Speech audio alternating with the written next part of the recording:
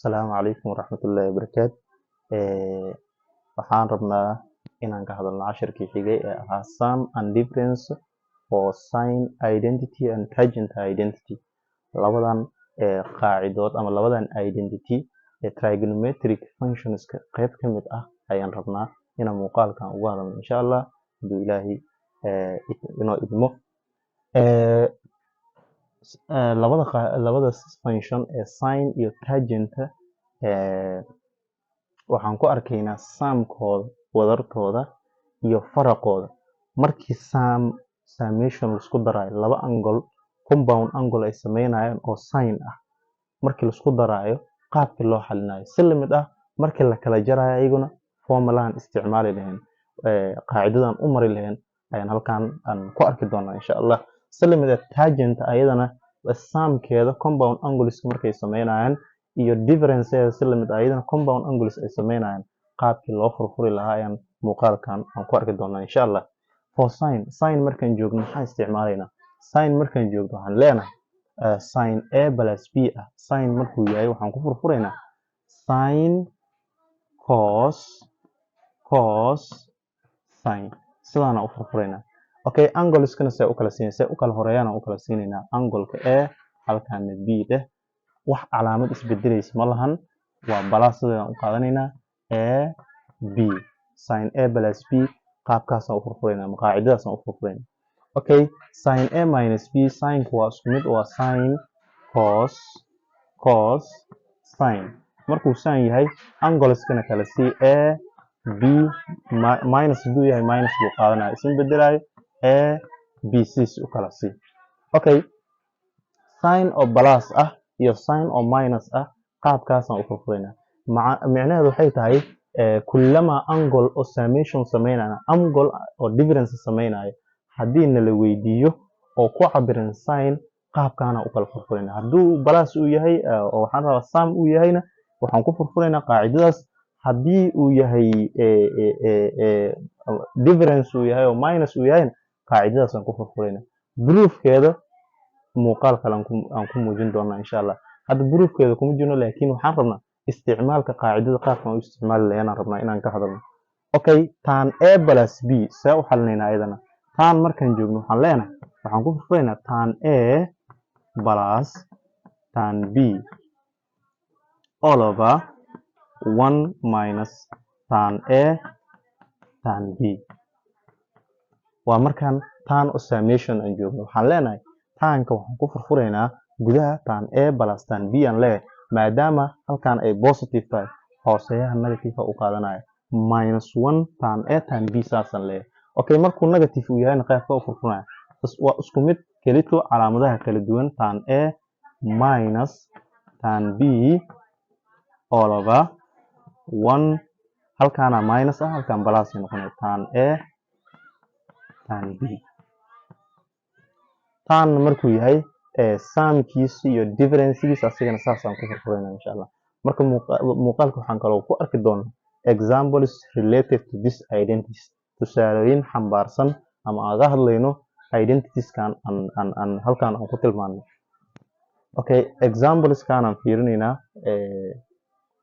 example koowaad aan ka bilaabaynaa oo ah sin 75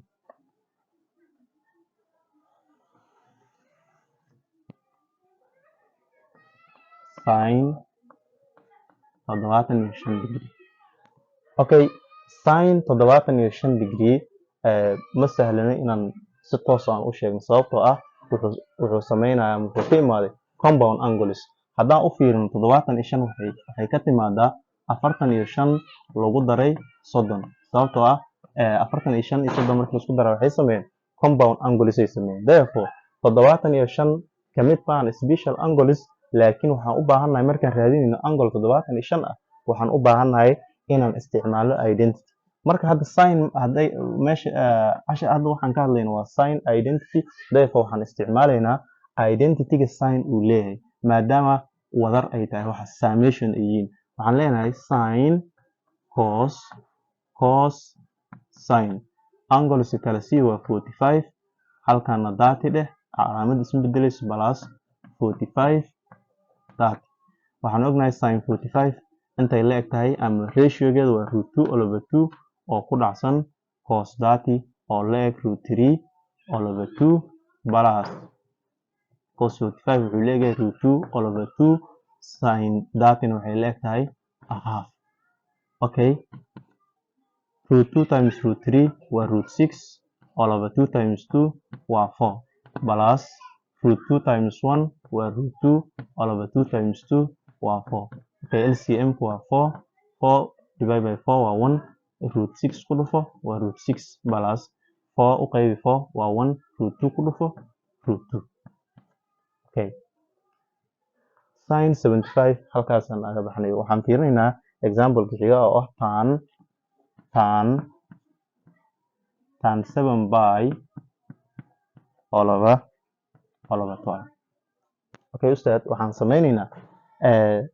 the simplest way ku fahmi kartaan qaadanayna. Yani wadada ugu fudud ku fahmi kartid. Wadada ugu fudud ku fahmi kartid waxaa waaye angle-kan radian-ka ah degree inaad u bedesho. Degree haddaa u bedesho waxaa ku fududaanayso angle-ki inaad heshida ku fududaanayso qiimihiisa saxda ah. Sababtoo radian aan isticmaal hadii waxoogaa complicated inay kugu noqotaa laga yaabaa. Laakiin haddaan degree aan u bedelno way ka fududaanaysaa markaan u barbar dhigno radian markaan isticmaalayo. Okay, waxaan leeyahay 7 lagu dhuftay by 180 waa qiimaheedu loo qaybiyay 12 waxayna siinaysaa 105 degree ayayna siinaysaa. Angle ku cabiro 105 degree. Halkan waxaan leeyahay marka tan 105 waxay la eg tahay waxay ku imaataa 105 waa compound angle wuxuu leeyahay 60 degree lagu daray 45. Marka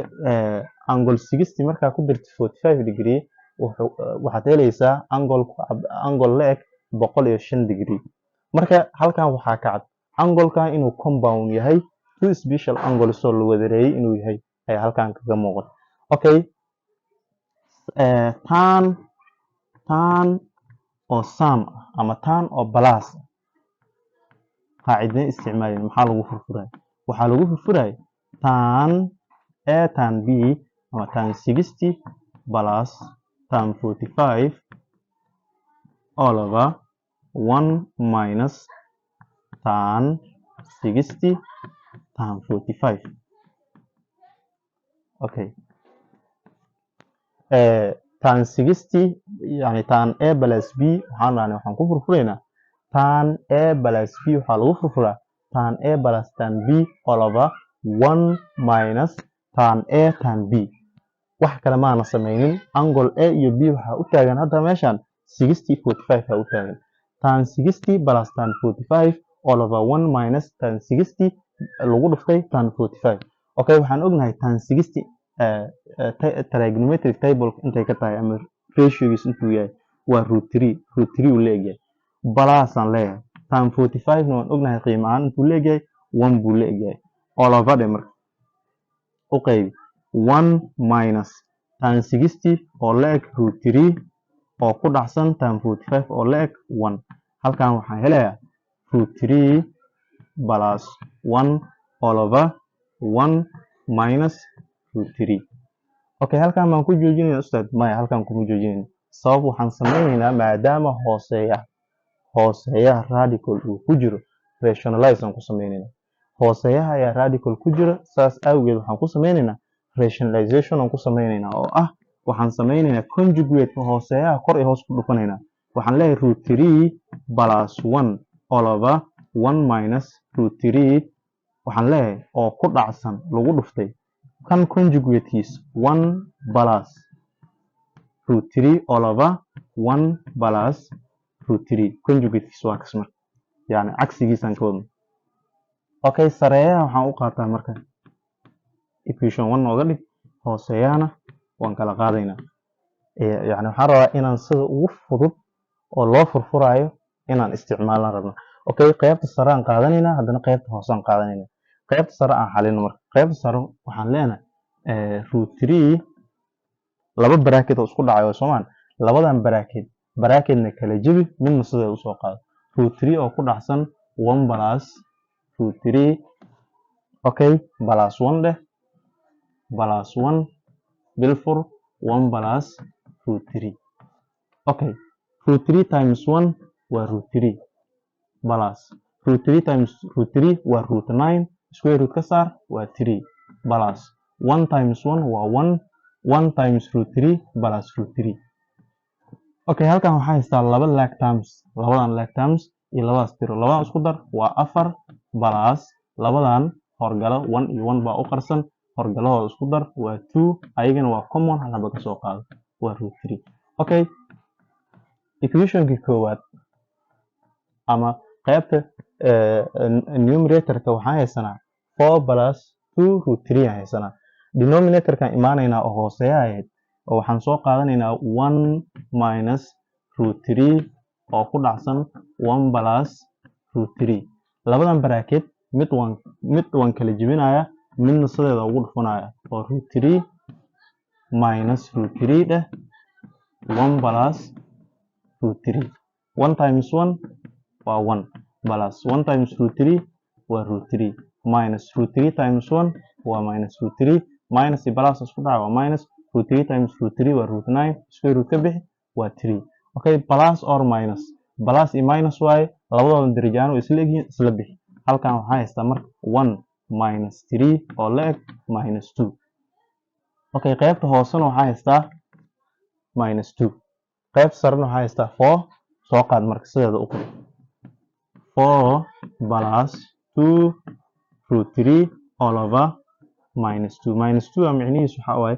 whole wuu ka dhexeeya therefore waan u kala qaadaya 4 all over minus 2 plus 2 root 3 all over minus 2 meeshaan fududay halkan waxaan helayaa 4 markii laba loo qaybi waa negative 2 plus iyo negative isu qaybi waa negative 2 la bixi halkan waxaan helayaa root of 3 example-kan b halkaas aan uga gudbaynaa isagana waxaan u gudbaan ayuu u qoran yahay sin 40 lagu dhuftay cos 160 laga jaray cos 40 lagu dhuftay sin 160 marka halkan waxaa ka cad waa sin oo difference ah marka waxaan leeyahay angle-ku waa a 40 minus 160 halkan waxaan helayaa sin negative 120 okay 120 ratio toos uma heli karno laakiin waxaan heli karnaa reference angle-kiisa heli karnaa yacni angle-ku uu dhaco waaxda uu dhacaan heli karnaa okay reference angle oo u dhaxeeya 90 iyo 180 saa lagu helaa reference angle waxaa lagu helaa markii uu dhacayo waaxda labaad quadrantaha labaad waxaa lagu helaa 180 minus the angle-ka laga jaray okay kala jar 60 degree aan haysta reference angle-ku 120 wuxuu la egyahay 60 degree okay sin 60 degree hadda ma heli karnaa yes sin 60 degree waxay la eg tahay sin 60 degree waxay la eg tahay root 3 all over 2 therefore sin negative 120 sin negative 120 waxay la eg tahay negative root 3 all over 2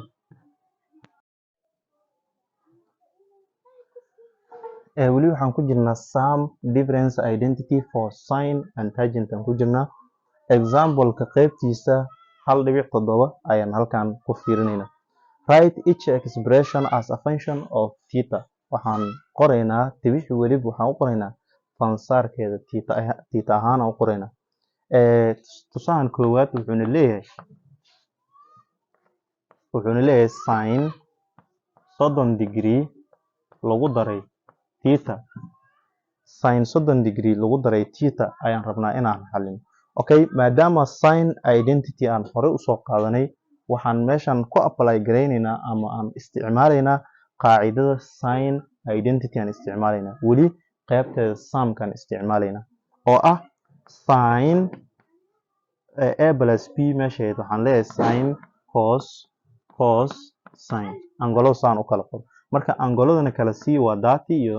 theta halkaana waa dati halkaana waa theta marka for sin markaan joogno waxaan dhahnay calaamada isma bedelayso yani waxaan ka wada operationka isma bedelayo hadday plus ay ahayd plus aad ku qaadanay hadday negative ay tahay negative aad ku qaadanaysaa okay halkan marka waxaan u qaadanayaa plus aan u qaadanaya waxaan ogahay sin 30 intay la eg tahay sin 30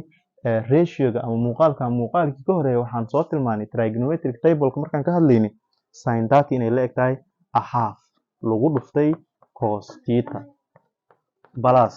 cos 30 qiimo ahaan intay la eg tahay waan ognahay ayadana waxay la eg tahay root 3 all over 2 ay la eg tahay dhaanay all over 2 lagu dhuftay sin theta.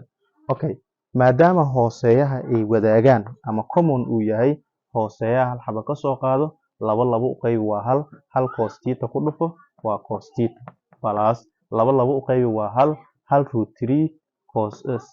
sin theta ku dhufo waa root 3 sin theta. taas halkaas ayaan uga gudubnay. Example qaybtiisa B ayaan arkaynaa. qaybta B wuxuu leeyahay tan 45 degree ayaad waxaad ka jaraysaa theta. Okay, weli sum iyo difference aan ku jirnaa ee labada function kala ah sin iyo tan. Marka halkan tan waa operationka negative-ka. Waxaan leenahay tan 45 minus tan theta all over waxaan leeyahay 1 plus tan 45 tan theta. Ustaad wax kale ma sameynin, kelito meeshan waxaan ku apply garay qaacidadan hore u soo qaaday oo ahayd tan hadday negative tahay waxaan dhahnay kelito hooseeyaha ayaa isbedelo sareeyaha siisad ku qaadanaysa. hadduu tan plus uu yahay sareeyaha siis plus ad ku qaadane hooseeyaha ayaad negative ka dhigaysaa. marka wax kale ma aanan sameynin, qaacidadii ayaan ku bedelay oo tan a plus b ama a minus b ahayd waan ku bedelay. Okay, halkan markay joogto waxaan ogahay tan 45 degree intay la eg tahay aan ogahay. tan 45 degree waxay la eg tahay 1 bay la eg tahay 1 minus tan theta meeshas all over halkan 1 soo qaado plus tan 45 waxay la eg tahay 1 lagu dhuftay tan theta. Okay, sideeda u qor waa 1 minus tan theta all over 1 times tan theta waa tan theta plus tan theta. Okay, example qaybtiisa B na halkaas ayaan ku gabagabeynay. Example waxaan aadaynaa qaybtiisa C oo ah sin 180 laga jaray theta. Okay, ustaad waxaan sameynaynaa waxaan la falgalayna waa sin waxaan dhahnay identity-giis waa 2 markuu positive yahayna iyo markii negative uu yahayba isku siyaa loo furfuraa. kelito difference-ga yar waa calaamadaas, calaamad sideedan ku qaadanayna. Okay, marka sin oo negative ah waxaan leeyahay sin cos sin sidaan u kala qaado angoleskana kala sii 180 dheh halkan negative waa negative siis u qaado 180 theta angoladan say u kala horeeyaan u kala sii. Okay, waxaan ogahay sin 180 intay la eg tahay unit cycle intay ka tahay waan ogahay. sin 180 waxay ka tahay sin 180 waxay la eg tahay let us draw aan iska sawirano unit cycle. halkan waa 0 halkaas waa 90 180 waa halkan waa 1,0 halkanna waa 0,1 halkan waxay noqonaysaa marka negative 1,0. sin 180 waxay la eg tahay marka cos kan y sin waa kaas 0 ay la eg 0 times cos theta minus cos 180 aan ogahay intay la eg tahay waxay la eg tahay negative 1 lagu dhuftay negative 1 sin theta.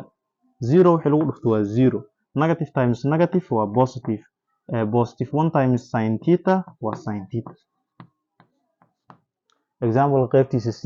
halkaas ayaan ku gabagabeynay. waxaan fiirinaynaa marka example 1.8 example 1.8 ayaan fiirinaynaa. waxaan rabnaa inaan gabagabeyno guud ahaan casharkan sum and difference for cosine identity. Okay,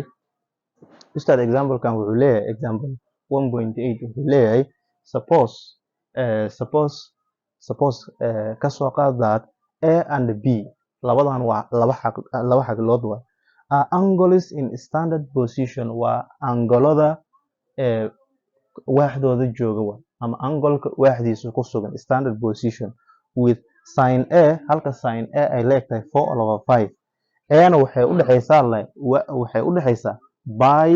iyo pi/2 micnaheedu A waxay ka yar tahay pi waxayna ka weyn tahay pi/2 halka pi aan u naqaan 180 degree ahaan pi waxay leegtahay 180 degree pi/2 na 90 degree micnaheedu waxay tahay marka a waxay dhacdaa waaxda labaad bay ku jirtaa anda cos b halka cos b equal ay leeg tahay negative 5 all over 13 ay leeg tahay halka b na ay dhacdo 3 by all over 2 oo degree ahaan leeg 270 way ka yar tahay waxayna ka weyn tahay 180 micnaheedu waxa waaye quadrantaha saddexaad bay dhacdaa marka angle oo quadrantaha labaad dhaco iyo angle quadrantaha saddexaad dhaco maxaa ujeedada laga leeyahay in loo sheego quadrantaha ay ku jiraan maxay tahay anaa kuu sheegay ustaad cilmiga ku jiro in quadrantaha ay dhacdo loo sheegaa waxay tahay waxaan ogaanaynaa waaxda koowaad ama quadrantaha koowaad quadrantaha labaad quadrantaha saddexaad iyo midka afaraad micnaha haddii lagu sheegay micnaheedu waxay tahay way ku kala duwan yihiin functionadu way ku kala duwan yihiin quadrantaha koowaad all ayaga dhan waa positive all waa positive okay waxaa jiro qaacido yar oo la isticmaalo all student take chemistry alla macnaha micnaheedu ay tahay all ayaga dhan waaxda koowaad lixda function trigonometric functionka waa wada positive student halkan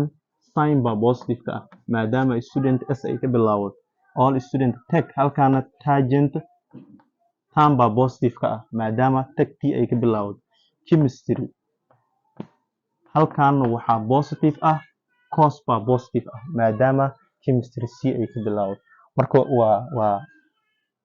fahan yar oo loo isticmaalo all students take chemistry waaxda koowaad ayaga dhan waa positive waaxda labaad sign baa positive ah waaxda saddexaad tan baa positive ah waaxda afaraad cos baa positive ah micnaheedu waxaa waaye hadday inta tan ay positive tahay kuwa kale waa wada negative okay example-kan wuxuuna leeyahay information-kana la siiyaa waxay tahay sin a waxay leegtahay like 4 all over 5 halka a na ay u dhaxayso by way ka yar tahay like by all over 2 na way ka weyn tahay micnaheedu waxaa waaye waaxdan ay ku jirtaa waaxdan yaa positive ah sin baa positive ah already halkan sin waa positive uu ka yahay okay information-kan la siiyo waxaa waaye cos b waxaa lahay wuxuu leeyahay negative 5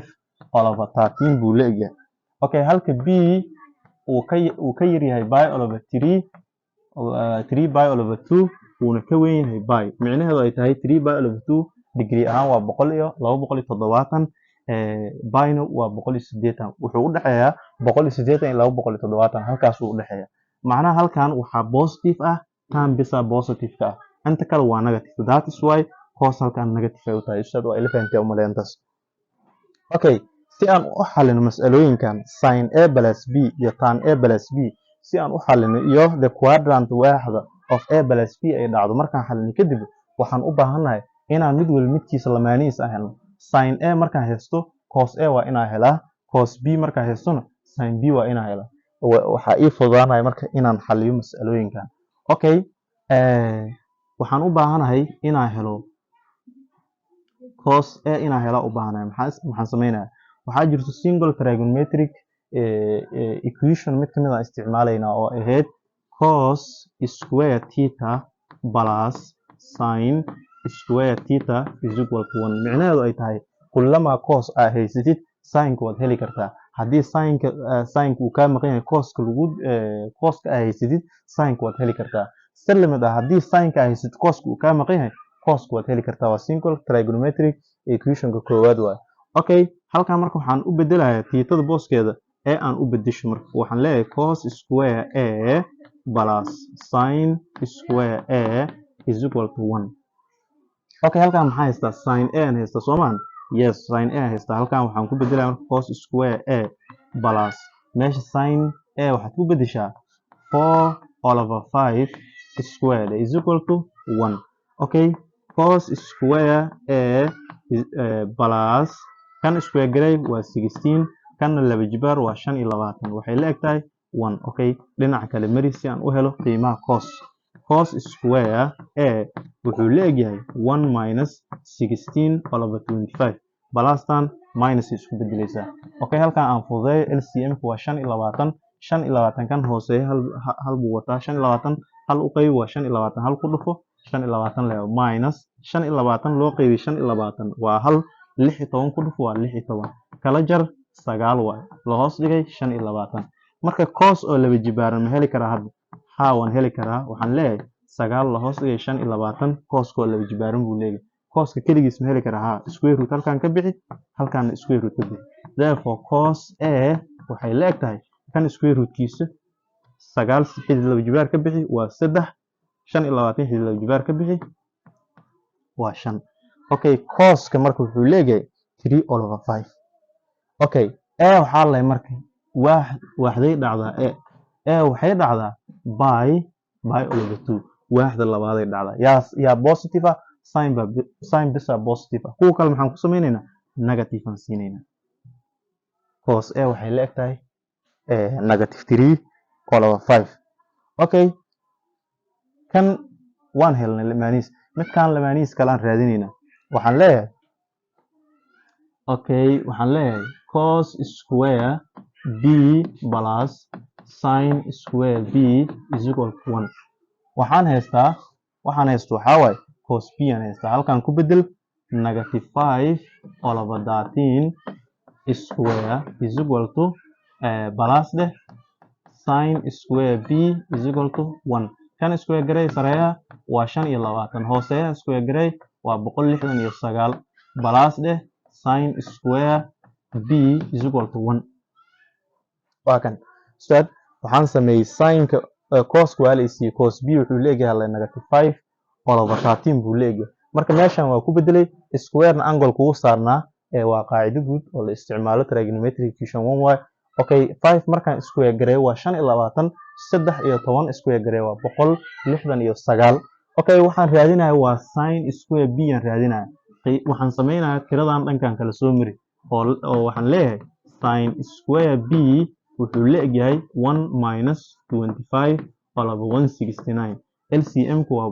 169 oo sayooda 169 hal u qaybi waa 169 hal ku dhufo waa 169 minus 169 u qaybi 169 waa 1 25 ku dhufo waa 25 kala jar qaybta sare waa 144 la hoos dhigay 169 okay sin-kii oo laba jibaaran wuxuu la eg yahay 144 la hoos dhigay 169 square root aan ka bixinaya si aan u helo sin alone square root halkan ka bixi halkan square root ka bixi okay sin b waxay la eg tahay 12 la hoos dhigay 13 micnaheedu ay tahay 144 xidid laba jibaar haddaa ka saartid waa 12 169 xidid laba jibaar haddaa ka saartid waa 13 okay b aan fiirinayna marka b angle-kan b wuxuu dhacaa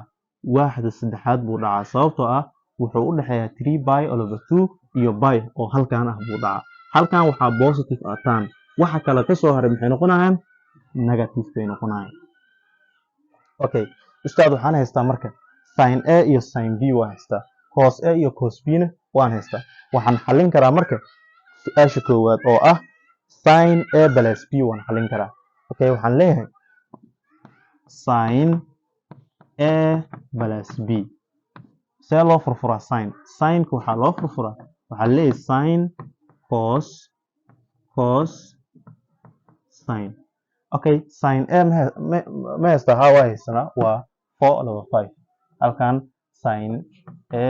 b dheh plus a b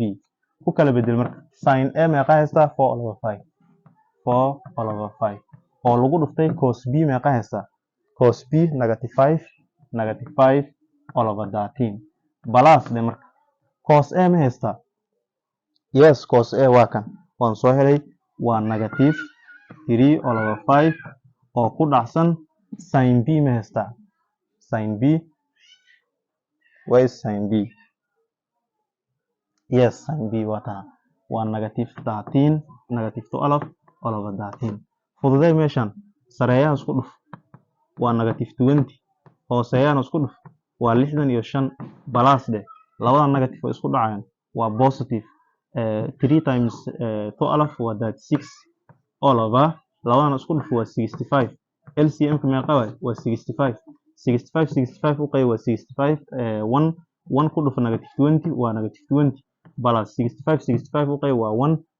ku dhuf 36 waa 36 negative 20 plus 36 waxay siinaysaa positive 16 all over 65 sin a plus b waxaan haystaa ama waxaan helayaa 16 positive 16 let us say positive 16 all over 65 waa sin A plus B. Okay, su-aasha qaybteeda B oo ah tan A plus B ma heli karnaa? Tan A plus B, yes, waa heli karnaa. Informationka inaan oo waxaan leeyahay hore waxaan usoo qaatay qaacido tilmaamayso tan theta in lagu helayo haddaa haystid sin iyo coska in lagu helayo sin theta all over cos theta. Sidan baa lagu raadinaa. Okay, in this case markaan rabo inaan raadiyo tan A waxaan isticmaalayaa sin A all over cos A. qaacidadan aan ku raadinaya. Okay, tan A aan helno marka. Tan A sin A meeqa haystaa? Sin A waxaa haystaa 4 all over 5 loo qaybiyey cos A na meeqa haystaa? Cos A negative 3 all over 5 negative 3 all over 5 oo micnaheedu ay tahay 4 all over 5 qaybtan waxaan u bedelayaa ku dhufasho. Fractionkan wuxuu ku dhacayaa reciprocal, sareeyaha hooseeyaha kor u maraya, sareeyahana hoos u imaanaya. Isu bixi marka 5 iyo 5 isu bixi 4 times negative 1 waa negative 4 all over 3. Tan A waxaa haystaa negative 4 all over 3. Okay, waxaan raadinaynaa tan B.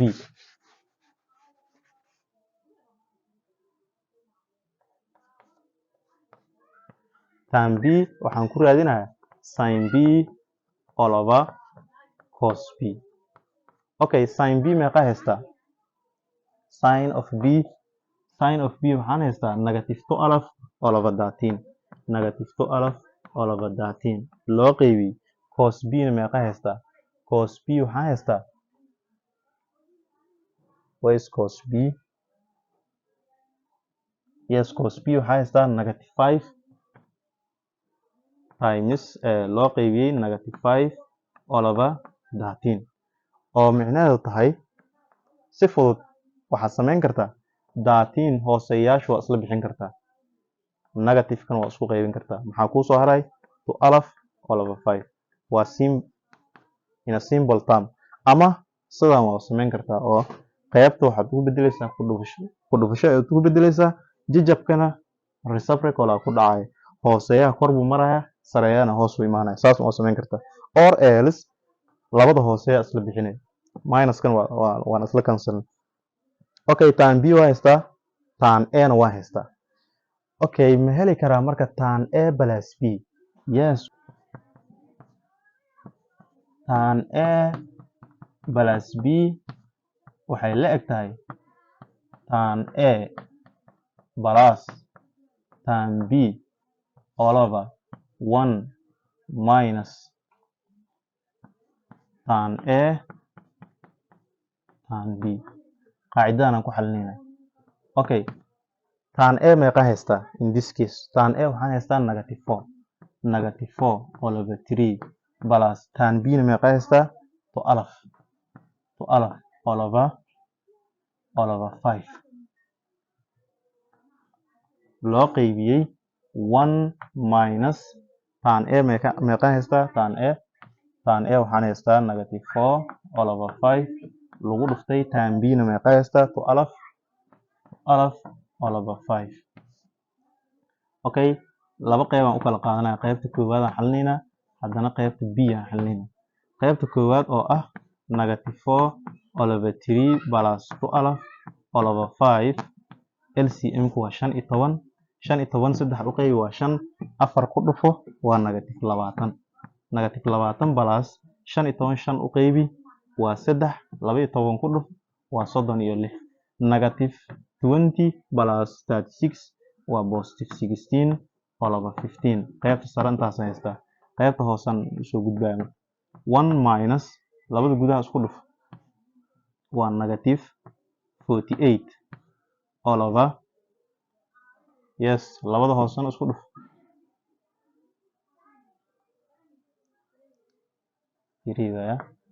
3 times 5 waa 15. Okay, labadan way isku dhacayaan, plus iyo minus ka isku dhacay plus ay noqonay. LCM-kana waa 15 كان هوسي هل با أقرصن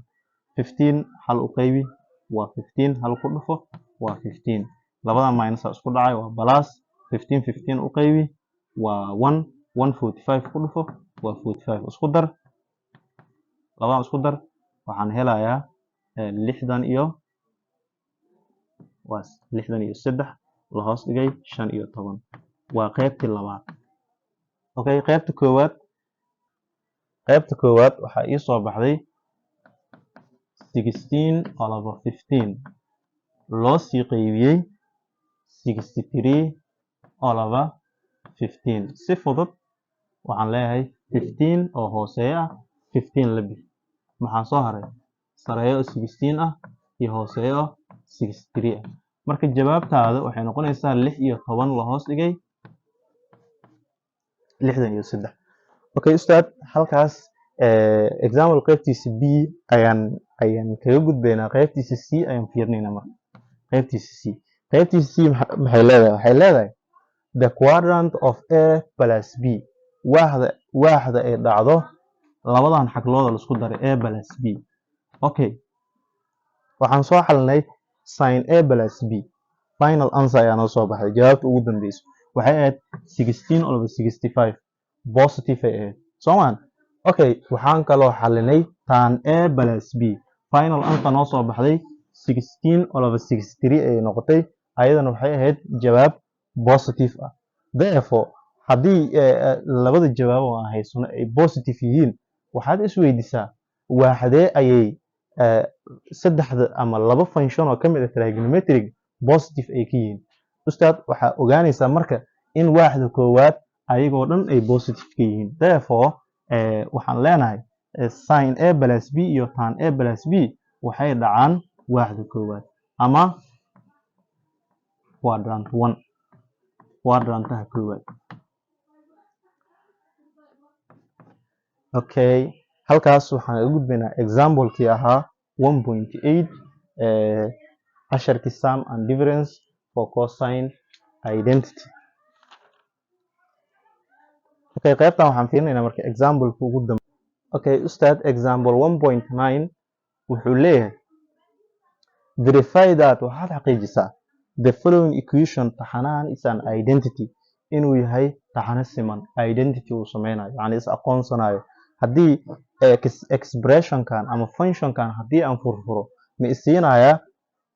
cos theta ma isiinaya ama qaybtan haddii la furfuro ma la eg tahay qaybtaas yani tibixdan kuu muuqato iyo tibixdaas ma isla eg yihiin ama ma isiinayaan expression common ama siman ma isiinaysaa okay waxaan go-aan ka gaaraynaa markaan furfurna ogaanaynaa inay isla eg yihiin qaybtan haddii la furfuro inay la ekaanayso qaybtaas ila soco okay ustaad waxaan haystaa laba trigonometric function ayaa meeshan hal mar lasoo keenay oo ah sin iyo cos okay waxaan leenahay sin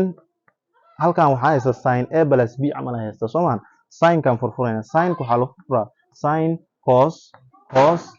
sin saana loo furfuraa angoladan kala siinaya pi over 6 theta dheh plus dheh pi over 6 theta okay plus coskan haddana furfurayna marka halkan markaan furfurnay angleska aan kala aqoonsanay keebaa 30 ah keebaa 60 aan kala aqoonsanay aan kala furfurnay oo 30 iyo ratio-giisa saamigiisa aan ku kala bedelnay halkan half cos theta ay ku dhacayso waxaan markaad si guud ah u fiirisid waxaad ogaanaysaa meeshan